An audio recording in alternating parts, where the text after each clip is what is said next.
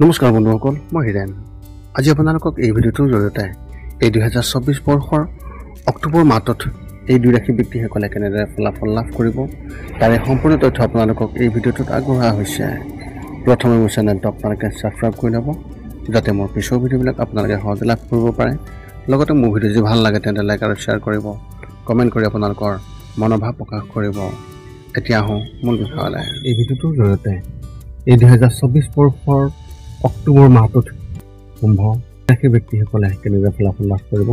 সৰ্বপ্ৰথম পাৰিবাৰিক জীৱনৰ ক্ষেত্ৰত এনেধৰণৰ পাৰিবাৰিক জীৱনৰ ক্ষেত্ৰত আপোনালোকৰ মধুৰ আচৰণ আপোনাৰ প্ৰতি পৰিয়ালৰ লোকৰ আকৰ্ষণ কৰিব পাৰে আৰু আপোনাৰ কথাত তেওঁলোক আপলোড হ'ব। আপোনাৰ ঘৰত সুখ শান্তিৰ পৰিৱেশ থাকিব আৰু সকলোৱে একেলগে ক'ৰবালৈ ওলাই যোৱাৰ পৰিকল্পনা কৰিব পাৰে। এই মাহত আপুনি নিজৰ কামত ব্যস্ত থকাৰ বাবে পিতৃ মাতৃক বেছি সময় দিব নোৱাৰিব, কিন্তু তেওঁলোকৰ সেৱা কৰাৰ অনুভূতি আপোনাৰ মনত থাকিব। ভাই ভনীৰ পৰা আপুনি সম্পূৰ্ণ সমৰ্থন পাব, যিয়ে আপোনাৰ মনটো সুখী কৰি ৰাখিব। ব্যৱসায় আৰু চাকৰিৰ ক্ষেত্ৰত এনেধৰণৰ আৰ্থিক দৃষ্টিকোণৰ পৰা এই মাহটো আপোনাৰ বাবে শুভ হ'ব আৰু বাকী থকা কাম সম্পূৰ্ণ হ'ব। গতিকে ক'ৰবাত টকা আবদ্ধ হৈ যদি আছে তেন্তে এই মাহত ঘূৰাই দিয়া হ'ব, যিয়ে ঘৰত সমৃদ্ধি কঢ়িয়াই আনিব। ব্যৱসায়ত আপুনি সফলতা লাভ কৰিব আৰু আপোনাৰ শত্ৰুৱেও আপোনাৰ ওপৰত আপলোড হ'ব। বজাৰত আপোনাৰ সন্দৰ্ভত ইতিবাচক পৰিৱেশ সৃষ্টি হ'ব। চাকৰি বিচৰা ব্যক্তিসকলে বন্ধু বান্ধৱীৰ পৰা সমৰ্থন পাব আৰু ক'ৰবাৰ পৰাও এটা ভাল চাকৰিৰ অফাৰ পাব পাৰে। যিকোনো সিদ্ধান্ত লোৱাৰ আগতে নিশ্চিতভাৱে মাক দেউতাক বা বয়োজ্যেষ্ঠসকলৰ লগত আলোচনা কৰি আপুনি এটা পৰামৰ্শ লওক। চৰকাৰী বিষয়াৰ ভ্ৰমণৰ সম্ভাৱনা আছে। শিক্ষা আৰু কেৰিয়াৰ ক্ষেত্ৰত এনেধৰণৰ এই মাহত আপুনি পঢ়া শুনাত কম আৰু আন ক্ষেত্ৰত অধিক মনোনিৱেশ কৰিব, কিন্তু কিবা এটাক লৈ মনত সন্দেহ সৃষ্টি হ'ব। যদি আপুনি সৃষ্টিশীল কামত অধিক মনোনিৱেশ কৰিব পাৰে আৰু আপুনিও ইয়াক উপভোগ কৰিব পাৰিব। পৰিয়ালৰ সদস্যসকলেও আপোনাক সহায় কৰিব, যিয়ে আপোনাৰ প্ৰেৰণা বৃদ্ধি পাব। যদি আপুনি উচ্চ শিক্ষা গ্ৰহণ কৰি আছে তেন্তে আপুনি জীৱনত এজন নতুন পথ প্ৰদৰ্শক পাব, যিয়ে আপোনাক সঠিক পথ দেখুৱাব পাৰে। চাকৰিৰ বাবে প্ৰস্তুতি চলোৱা যিসকল ব্যক্তি, সেই ব্যক্তিসকলৰ ক্ষেত্ৰত তেওঁলোকক সহায় কৰিব পৰা সংগী বিচাৰিব, কিন্তু ইয়াৰ বাবে সময় লাগিব। প্ৰেমৰ ক্ষেত্ৰত এনেধৰণৰ যদি আপুনি প্ৰেমৰ সম্পৰ্কত আছে তেন্তে এই মাহত আপোনাৰ খৰচ বাঢ়িব। সংগীৰ বাবে এটা নতুন কিবা এটা কৰিবলৈ চেষ্টা কৰিব। আপোনালোক দুয়োৰে মাজত পাৰস্পৰিক প্ৰেম বৃদ্ধি পাব, কিন্তু কিবা এটাক লৈ সন্দেহ আপোনালোকৰ মনত থাকিব। এনে সময়ত কথাবোৰ মনত ৰখাতকৈ মুকলিকৈ কথা পাতিলে বেছি ভাল হ'ব। যদি আপোনালোকৰ বিবাহ হোৱা 10 বছৰতকৈ অধিক হৈছে তেন্তে আপোনাৰ সংগীৰ ওপৰত আপোনাৰ আস্থা অধিক দৃঢ় হৈ উঠিব। তেওঁলোকে কোৱা কিবা এটাই আপোনাক বহু পৰিমাণে প্ৰভাৱিত কৰিব পাৰে। বিবাহৰ বাবে অপেক্ষা কৰি থকা ব্যক্তিসকলে এতিয়া নিজৰ প্ৰকৃত জীৱনসংগী বিচাৰিবলৈ নিজকে উন্নত কৰিব লাগিব। স্বাস্থ্যৰ ক্ষেত্ৰত এনেধৰণৰ মাহৰ আৰম্ভণিতে ঠাণ্ডাৰ লগত জড়িত সমস্যা হ'ব পাৰে, গতিকে ঠাণ্ডা বস্তু সেৱন কৰাৰ পৰা বিৰত থাকক আৰু বৰষুণৰ পৰা আঁতৰি থাকক। উচ্চ ৰক্তচাপত ভুগি থকা ব্যক্তিসকলে এই মাহত নিজৰ বিশেষ যত্ন ল'ব লাগিব আৰু উপযুক্ত খাদ্যাভ্যাস বজাই ৰাখিব লাগিব। আপুনি মানসিকভাৱে সুস্থ হৈ থাকিব আৰু সৃষ্টিশীলতা বৃদ্ধি পাব। সকলোৰে লগত কথা পাতি থাকোঁতে নিজৰ আচৰণ কোমল কৰি ৰাখক আৰু সহজভাৱে মিঠাকৈ কথা কোৱাৰ চেষ্টা কৰক। আপোনালোকৰ এই মাহত শুভ সংখ্যা হিচাপে 6 আৰু শুভ ৰং হিচাপে আপুনি এই মাহত হালধীয়া ৰং ব্যৱহাৰ কৰিব পাৰে। এতিয়া আপোনালোকলৈ এক বিশেষ পৰামৰ্শ আগবঢ়োৱা হৈছে। মাহৰ মাজভাগত এনে কিছুমান অনুভৱ আপোনাৰ মনলৈ আহিব যিয়ে আপোনাৰ ইচ্ছাত আধিপত্য বিস্তাৰ কৰিব পাৰে। যদি আপুনি একেটা ইগোতে এনে কাম কৰে তেন্তে ইতিমধ্যে কৰা কামসমূহ নষ্ট কৰি পেলোৱা হ'ব। গতিকে এই বিষয়ে আগতীয়াকৈ সজাগ হৈ থাকক। অক্টোবৰ মাহটোত মীন ৰাশিৰ ব্যক্তিসকলে কেনেদৰে ফলাফল লাভ কৰিব তাৰে সম্পূৰ্ণ তথ্য আপোনালোক। সৰ্বপ্ৰথম পাৰিবাৰিক জীৱনৰ ক্ষেত্ৰত এনেধৰণৰ। পাৰিবাৰিকৰ ক্ষেত্ৰত পৰিয়ালৰ সকলো ঠিকেই থাকিব আৰু আপোনাৰ মাতৃৰ ফালৰ পৰা কিছু ভাল খবৰ পাব পাৰে। এনে পৰিস্থিতিত সকলোৰে প্ৰতি নিজৰ আচৰণ কোমল কৰি ৰাখক আৰু যিকোনো ধৰণৰ কাজিয়াৰ পৰা আঁতৰি থাকক।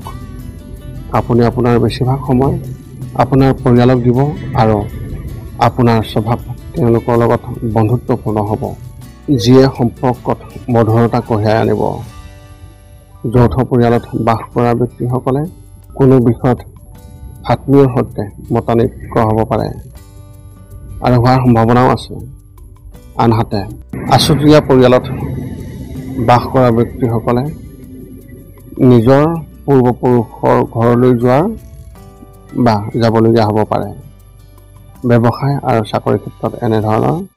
ব্যৱসায়ৰ ক্ষেত্ৰত অভাৱনীয় ধন পোৱাৰ লক্ষণ দেখা গৈছে। গতিকে সেই দিশত মনোযোগ ৰাখক আৰু কোনো সুযোগ হেৰুৱাব নালাগে। বজাৰত আপোনাৰ বিষয়ে এটা নেতিবাচক ভাৱমূৰ্তিৰ সৃষ্টি হ'ব পাৰে আৰু আপোনাৰ শত্ৰুৱে আপোনাক ক্ষতি কৰিবলৈ চেষ্টা কৰিব পাৰে। নিজৰ প্ৰকৃতি বন্ধুত্বপূৰ্ণ কৰি ৰাখক, অৰ্থাৎ আপোনাৰ স্বভাৱ আপুনি বন্ধুত্বপূৰ্ণ কৰি ৰাখক আৰু কঠোৰ শব্দ কোৱাৰ পৰা বিৰত থাকক। শিল্পৰ ক্ষেত্ৰত কাম কৰা ব্যক্তিসকলে কাৰোবাৰ পৰা উপযুক্ত পথ প্ৰদৰ্শন লাভ কৰিব পাৰে, যিয়ে তেওঁলোকৰ ভৱিষ্যত উজ্জ্বল কৰি তোলাৰ সম্ভাৱনা আছে। কাম কৰা ব্যক্তিসকলে নিজৰ বাবে নতুন সুযোগ পাব, কিন্তু আপোনাৰ অৱহেলাৰ বাবে তেওঁলোক আপোনাৰ হাতৰ পৰা পিছলি যাব পাৰে। শিক্ষা আৰু কেৰিয়াৰ ক্ষেত্ৰত এনেধৰণৰ। এই মাহটো শিক্ষাৰ বাবে অনুকূল আৰু আপুনি পঢ়া শুনাক লৈ আশাবাদী হ'ব।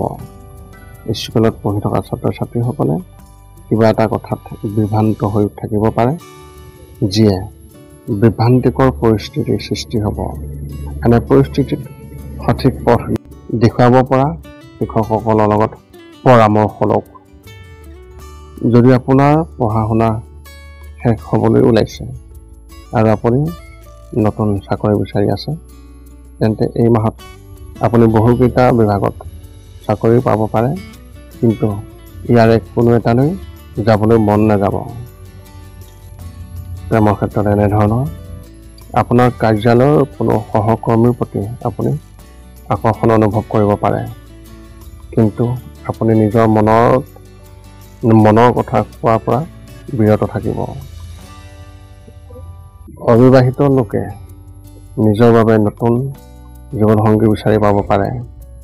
যিসকলে বিবাহৰ বাবে অপেক্ষা কৰি আছে, তেওঁলোকৰ আলোচনা এই মাহত আগবাঢ়িব পাৰে।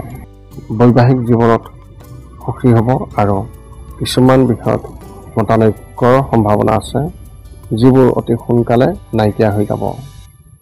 এনে পৰিস্থিতিত আপোনাৰ ইগোক আধিপত্য বিস্তাৰ কৰিবলৈ নিব। স্বাস্থ্যৰ ক্ষেত্ৰত এনেধৰণৰ। এই মাহটো স্বাস্থ্যৰ দৃষ্টিকোণৰ পৰা উত্থান পতনেৰে ভৰি পৰিব। ডিহাইড্ৰেশ্যনৰ সমস্যাই এই মাহত আপোনাক আমনি কৰিব পাৰে।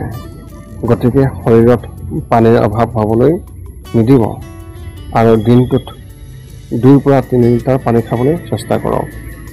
ডায়েবেটিছ ৰোগীসকলে মাহৰ দ্বিতীয় সপ্তাহত মিঠাই একেবাৰে খাব নালাগিব। আপুনি মানসিকভাৱে চিন্তিত হ'ব পাৰে, যাৰ ফলত খিংখিঙীয়া হ'ব পাৰে। এনে পৰিস্থিতিত যোগক আপোনাৰ জীৱনত স্থান দিয়ক।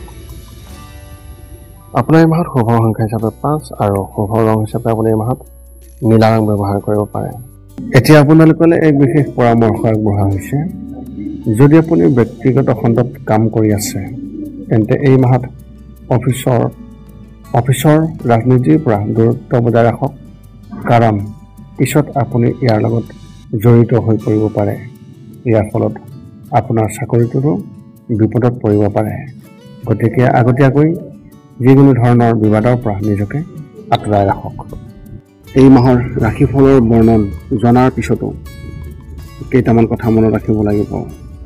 যিকেইটা কাম কৰিলে আপুনি শাৰীৰিক আৰু মানসিকভাৱে আপুনি অতি সুস্থ হৈ থাকিব আৰু লগতে আহিব লগা সংকট খুব সহজে দূৰ কৰাত সহায়ক হ'ব।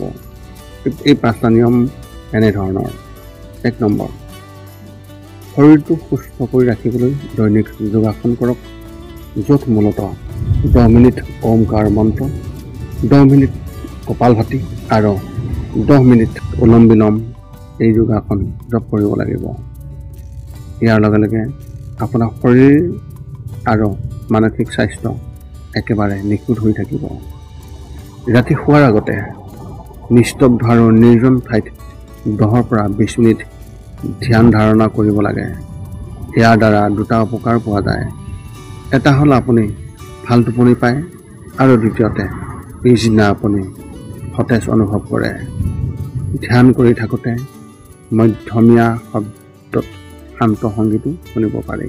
3 নম্বৰ হৈছে প্ৰতি মঙলবাৰে পুৱা নিশ্চয় হনুমান চালিচা পাঠ কৰক আৰু হনুমান মন্দিৰ দৰ্শন কৰক। ইয়াৰ দ্বাৰা আপোনাৰ আৰু আপোনাৰ পৰিয়ালৰ যিকোনো ধৰণৰ সংকট দূৰ হ'ব আৰু সদায় সুখ আৰু শান্তি থাকিব। 4 নম্বৰ হৈছে প্ৰতিদিনে ঘৰৰ বাহিৰত গৰু আৰু কুকুৰক নিশ্চয়কৈ আহাৰ খুৱাওক।